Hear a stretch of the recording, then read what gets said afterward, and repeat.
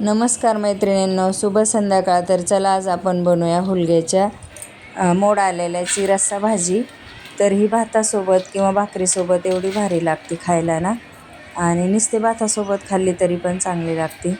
तर इथं आहे ना, मी हुलगे एक दिवस भिजवले आणि एक दिवस टोकरीमध्ये काढून ठेवले. तर टोकरी आहे ना होलची घ्यायची, म्हणजे पूर्ण असे त्याला मोड येतात. आणि लगेचच मग संध्याकाळी म्हटलं चला रस्सा भाजी बनवूया हुलग्याची.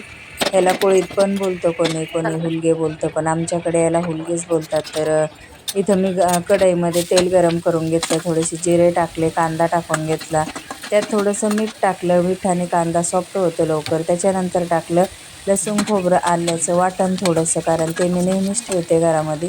कुठल्याही भाजीला टाकायला बरं पडतं, पातळ भाजीला, कारण खूप छान होती भाजी.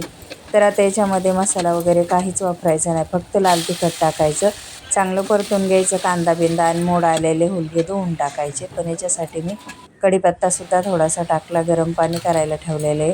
आता चांगलं परतून घ्यायचं आणि गरम पाणी टाकायचं. 10 मिनटं चांगलं शिजू द्यायचं. जरा वेळ लागतो शिजायला, बारीक गॅस करायचा, झाकण ठेवायचं, आणि एकदम मस्त अशी भाजी होती हुलग्याची रस्सा भाजी. तर ही तुम्ही भाकरीबरोबर चपातीबरोबर खाऊ शकता. तर चला, कशी वाटली रेसिपी हुलग्याची रस्सा भाजी कमेंटमध्ये नक्कीच सांगा. चॅनलला सबस्क्राईब करा आवडला असेल तर, आणि लाईकसुद्धा करत जा. तर मस्त आता उकळी आली, शेंगदाण्याचा कूट टाकून घेते आणि बारीक गॅसवर चांगली बराच वेळ शिजू देते. नंतर भातासोबत भाकरीसोबत मस्त खायला या तुम्हीसुद्धा. चला बाय सगळ्यांना, परत भेटूया पुढच्या ब्लॉगमध्ये.